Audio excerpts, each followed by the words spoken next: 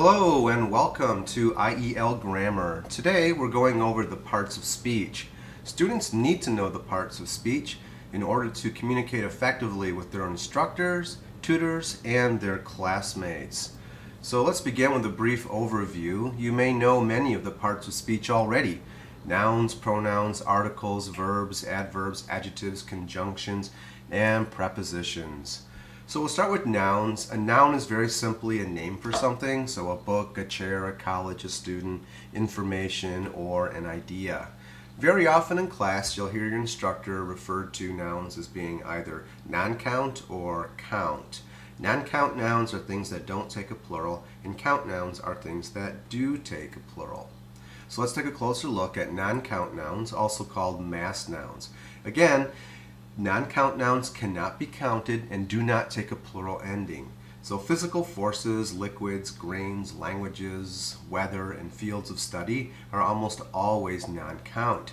Examples of some non-count nouns include magnetism, rice, thunder, ice, rain, sunshine, chemistry, etc. So non-count nouns do not take indefinite articles a and an, and can only take a definite article the, or it can go without an article at all. So in this case, the sunshine feels good today. When we say the sunshine, we're talking specifically about the sunshine today at this moment. But in the second example, sunshine makes me feel good, that would be indefinite, and it just means sunshine in general. Now we don't say a sunshine because sunshine is a non-count or mass noun.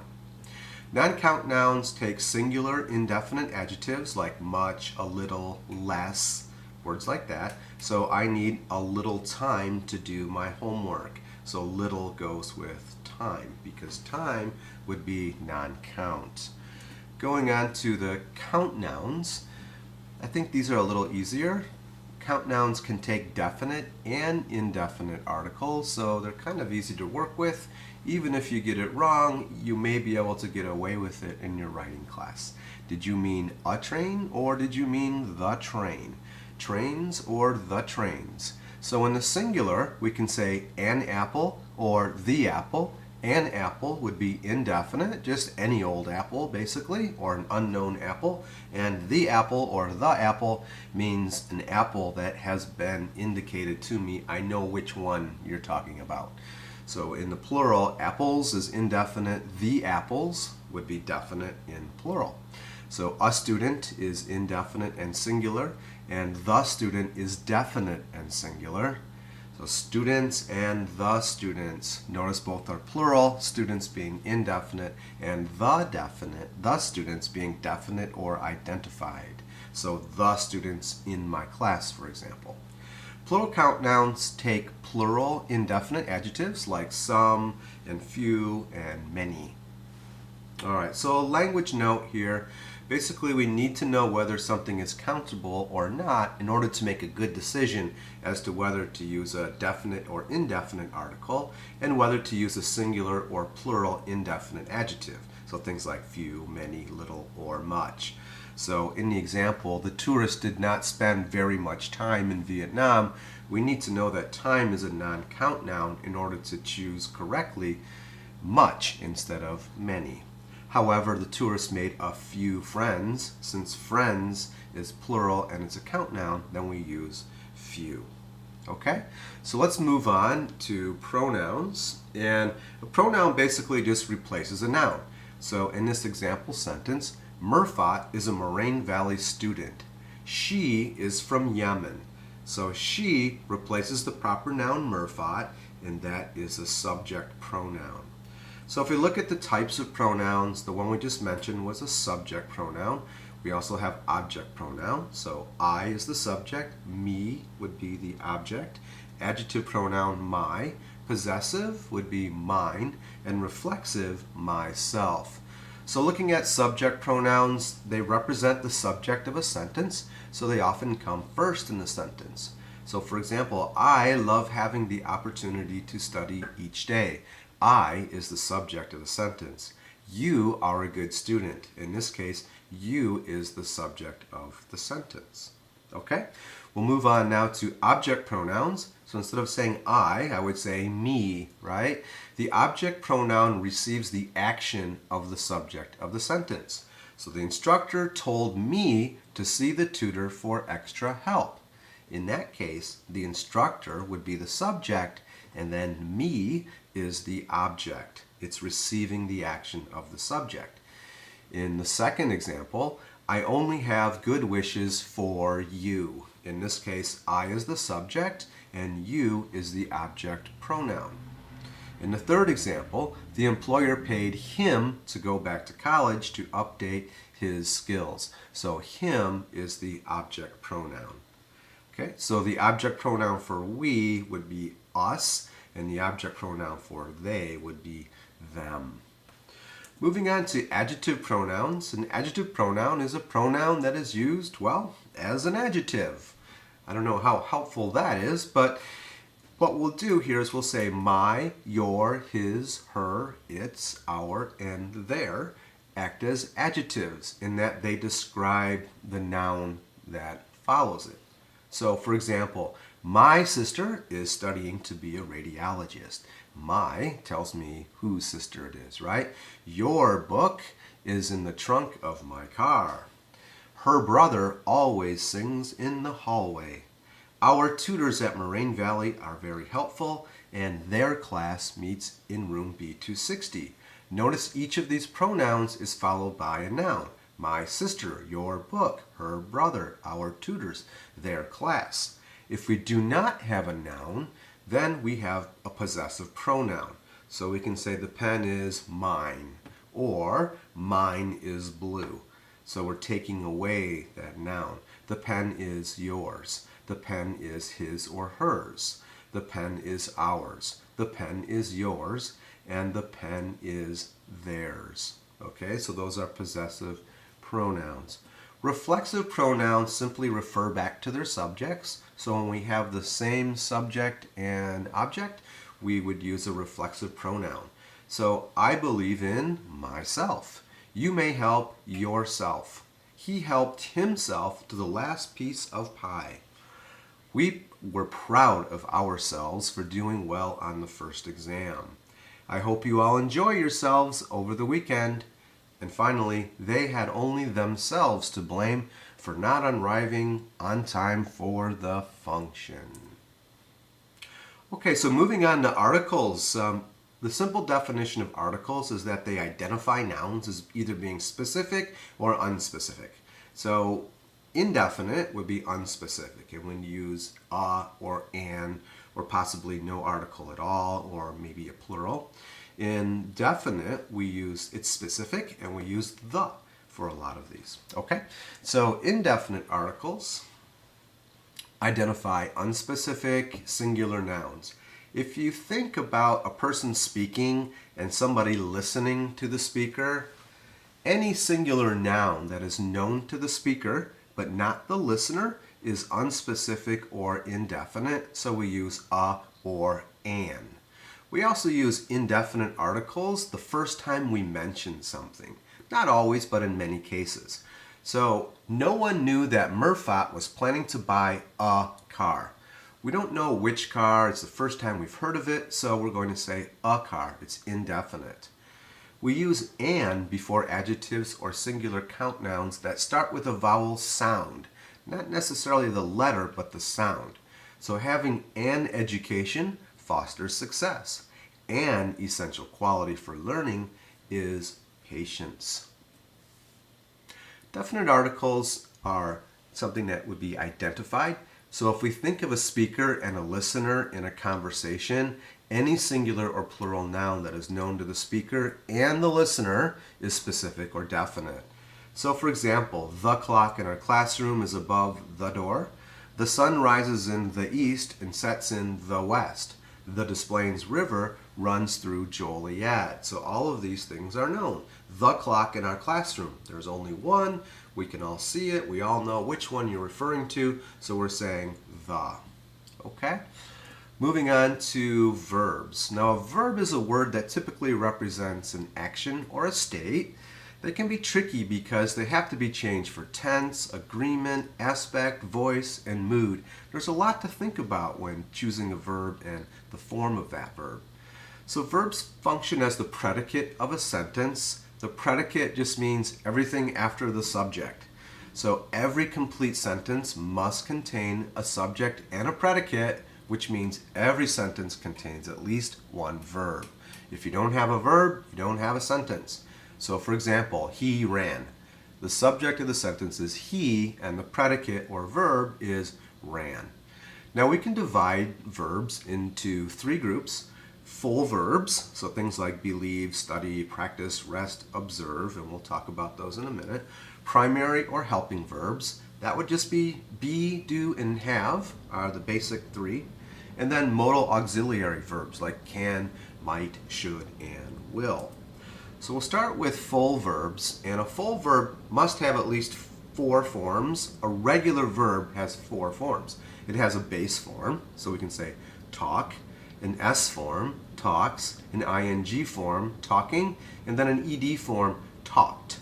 Okay? So a regular verb follows that pattern.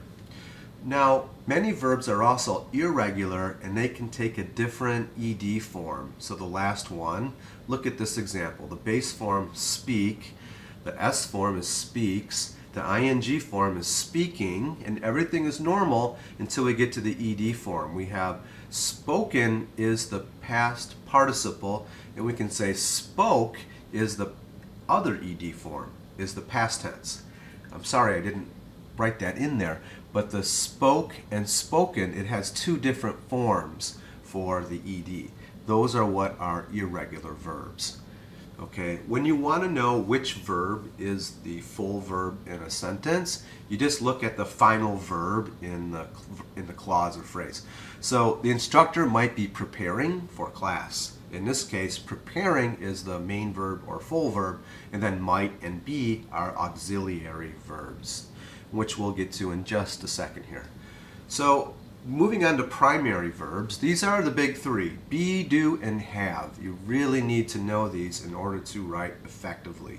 And this just isn't only for level 1 students and beginners. Advanced students have troubles with these as well. So the primary verb be has many forms and functions. I've heard at least 8 different functions for a be verb, which is kind of a lot. So it can be the main verb of a sentence, is a basic function of the be verb. The weather is beautiful in the summer. It can work as a helping or auxiliary verb with the ing form of a full verb. So she is helping me with my homework, or she has been helping me. It can be a passive auxiliary, and we'll discuss passive voice later in the course. I have been helped by her. And it can serve as the operator of a sentence when we have a question. So, is there any homework that you can do while I finish the test? All right, so a thing to remember is that be often goes with ing in a lot of things. We see the be verb with the progressive. It happens quite a bit. Moving on to have, the thing to remember about have is that it often works with the present and past perfect. So with the perfect aspect, we use have quite a bit. Have can work as a main verb, as an auxiliary form of complex verb phrases, and as an auxiliary for the perfect aspect. So as a main verb, I have no homework tonight. As an auxiliary verb, the instructor said that I must have studied. And as the perfect aspect, I had just completed the unit on nouns when I realized it was midnight. Okay, so with have, remember that it goes with the perfect aspect quite a bit. Do is a lot like be and have in that it can work as a main verb and as an auxiliary form, but do only functions in the present and the past. So we can't use do with the perfect aspect. So we can't use present perfect with do. All right, as a main verb, I did my homework last night. That's the past, right? Auxiliary verb. The instructor said that I did not take the pretest. Do also serves as the operator of a sentence. So, do you have time to go over the homework with me? Finally, in verbs, we have modal auxiliaries. These are words like can, could, should, may, might, etc. that work with the base form of another verb in order to, give advice or express mood, and there are other reasons to use it. So I may say, I cannot see you tonight because I have a test in the morning. Cannot is the modal, and notice see is in the base form. I might not go out this weekend either. I should study in order to be a good example for my younger brother. Okay, moving on now to adverb. An adverb simply describes verbs and adjectives. They often end in ly, but not necessarily. So basically, people like to divide adverbs into 4 groups. It could go into more, I'm sure. But frequency, manner, degree, and place. Adverbs of frequency modify adjectives and verbs and tell us how often something occurs or takes place. So an adverb of frequency that modify verbs occur between the subject and the verb in a sentence. But adverbs of frequency that modify adjectives occur between the verb and the adjective. In the case of a modal, then adverbs of frequency split the modal and the main verb. So look at the examples. The first one, okay, she always arrives on time. It's between the subject and the verb, right? The second one, Abe never arrives late, between the subject and the verb again. Now Maria is never late. Notice it's splitting the verb and the adjective in that case. And then the last one is a modal. The tutor can always be found in the G building. Adverb of manner indicates how things happen. So adverbs of manner usually occur between the subject and the verb of a sentence or at the end. Adverbs of manner can begin a sentence, but it's not very common. So Amira quickly finished her exam, Amira finished her exam quickly, or quickly, Amira finished her exam. Adverbs of degree are used to describe the degree or amount of an adjective or adverb. Adverbs of degree are words like almost, enough, to, very, etc. So an example, Maria posed a very interesting question. Raquel said it was not warm enough in the movie theater. It is too cold. The instructor said he was immensely proud of the students' presentations. And then in the last example, one adverb is modifying another adverb. He swam extremely awkwardly until he learned proper technique. Finally, adverbs of location indicate where something takes place. Adverbs of location only modify verbs, not adjectives or adverbs. Common adverbs of location include words like down, over, nearby, outside, etc. So I live nearby. She paddled her canoe down the river. If you are looking for trouble, please look elsewhere. So adjectives describe nouns, and in most cases, adjectives describe a person, place, a thing, or an event. So words like, blue and sunny, wonderful, interesting, frightened, those are all adjectives. Now there are many, many types of adjectives. We'll just kind of briefly go over some of these, but there are quite a few of these, and we'll just take a quick peek at some of them. The first one is an attributive adjective. It just means that it occurs in the beginning of a sentence or before the noun that it modifies. So, my friendly advisor always greets me in the hallway. Friendly comes before advisor. The knowledgeable instructor explained the grammar. The cheerful tutor always makes me laugh. And the helpful police officer unlocked our classroom. Now the next one is a predicative adjective, and predicative adjectives come after the noun they follow. So notice that predicative adjectives often follow the be verb and act as a subject or object complement. So my advisor is friendly. The instructor is knowledgeable. Grammar class is fun. The biology class is interesting.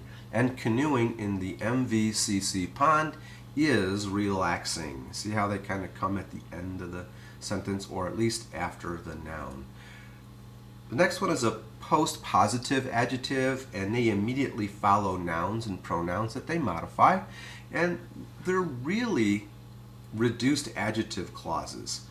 And notice that they only follow nouns that end in one, body, where, or thing. So look at this example. Everyone here is a volunteer. We could also make this an adjective clause by saying everyone who is here is a volunteer. Okay? Anyone sensible would not try it. We could also say anyone who is sensible would not try it. So again, a postpositive adjective is really a reduced adjective clause. Anywhere that is quiet is a good place to study becomes anywhere quiet is a good place to study. Indefinite adjectives we talked about a little bit before when discussing count nouns and non-count nouns and maybe articles. So indefinite adjectives provide inexact quantities, like much, many, all, or few. When using indefinite adjectives, we have to pay special attention to whether the noun that's being modified is countable or not. So again, I do not have enough time to work out today. Okay, so time is non-count, and we're going to use enough, right? She has very little time, but she will go exercise anywhere because her health is important. So time is non-count, little. And then the last one, many students use the health fitness center. So students is plural, we would say many. Now again, we don't know exactly how many students, just that there are a lot of them, so we use an indefinite adjective. A numeric adjective, on the other hand, gives us a little better information, is more exact. They could just be numbers, not always. It could be directional or ordinal, like first, second, or third. When using numerical adjectives, special attention needs to be paid to whether the noun is singular or plural. So we can choose words like few or little. So we kind of have to watch those. All right, so she is taking 5 classes this semester. Having a few friends is a good thing, while having few friends is not. So this one's a little tricky. Having a few friends is numeric, but while having few friends would be indefinite because it's not telling us a number. A few kind of gives us a number, doesn't it? It's like 3, right? The first time I met my advisor, she recommended that I take College 101. Demonstrative adjectives are things like this, that, these, those, one, another, the others. I know students, they get upset when we study another, the other, others, like, oh, what does that mean? Well, the good news is that these things are mostly used in speaking because they're spatial relationships where we're looking at something. For example, I like living here more than I liked living there. You probably wouldn't put that in writing because where is here and where is there? They like that chair, but not this one. Those shoes look comfortable, and this class ends at 9:45. So again, I mean, they are used in writing. I don't want to say that they're not, but in many cases, they are used in speaking. Comparative adjectives are used to compare nouns. So you probably know that we use ER endings for short adjectives, and then we use more plus the adjective for longer ones. And also using comparison of adjectives, we can use as blank as, and then we can use less as well. So some examples, the B building is not as modern as the M building. The winters in Chicago are colder than the winters in Atlanta.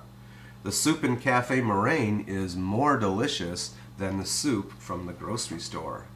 Kansas City does not have nearly as many good restaurants as Detroit. And the days get longer and longer as summer nears. I think that's called a double comparative, that last one. And we can also say the class gets harder and harder as the semester goes on. You'll hear native speakers use those quite a bit when you're talking about a condition that's changing. Superlative adjectives are simply used to tell us which is the highest degree of a noun. So which is the best, which is the least, which is the most. So we use EST endings for short adjectives, and then we'll use most or least for longer ones. Superlative adjectives are preceded by, which means they come after, definite articles.